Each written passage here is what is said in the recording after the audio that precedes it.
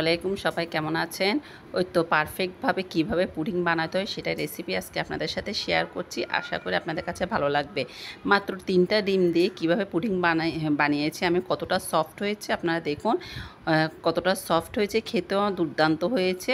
তাহলে দেখতে থাকুন আমি কিভাবে পুডিং বানিয়েছি শুধুমাত্র 3টা ডিম দিয়ে।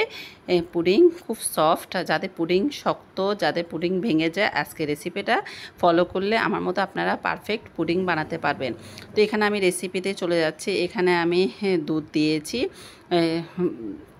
2 কাপ মতো দুধ দিয়েছি। এখানে 3 টেবিল চামচ পরিমাণ চিনি দিয়েছি, বড় 3 টেবিল চামচ পরিমাণ চিনি দিয়েছি। এখানে মাত্র 3টা ডিম দিয়ে আমি পারফেক্টভাবে পুডিং বানাচ্ছি। আমার রেসিপিটা আপনারা ফলো করুন। তো এটা আমি ভালো করে এখন মিক্স করে নেব। সামান্য পরিমাণ লবণ দিয়েছি, চাইলে আপনারা গুঁড়ো দুধও অ্যাড করতে পারেন। যেহেতু আমার দুধের পরিমাণটা, লিকুইড দুধের পরিমাণটা আমি বেশি নিয়েছি, গুঁড়ো দুধ চাইলে আপনারা দিতে পারেন, না চাইলেও দিতে পারেন। টেস্টের দিক থেকে যদি গুঁড়ো দুধ দেন একটু টেস্টটা ভালো আসবে।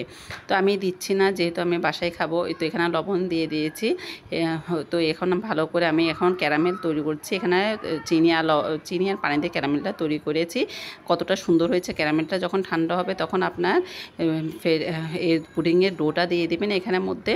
তো এখন আমি যে হাঁড়িতে রেখেছি পুডিং বানাবো, সেই হাঁড়িটাও বসিয়ে দিয়েছি চুলাতে, একটা স্ট্যান্ড দিয়ে। তারপর পুডিংটা বসিয়ে দিব। দেখুন আমি এভাবে বসিয়ে দিয়েছি, ঢাকনা দিয়ে রেখে দিব 20-25 মিনিট। আমি এখন দেখবো আমার পুডিংটা হয়েছে কিনা। দেখুন আমার পারফেক্ট পুডিং হয়ে গেছে। সবাই ভালো থাকবেন, সুস্থ থাকবেন। আসসালামু আলাইকুম।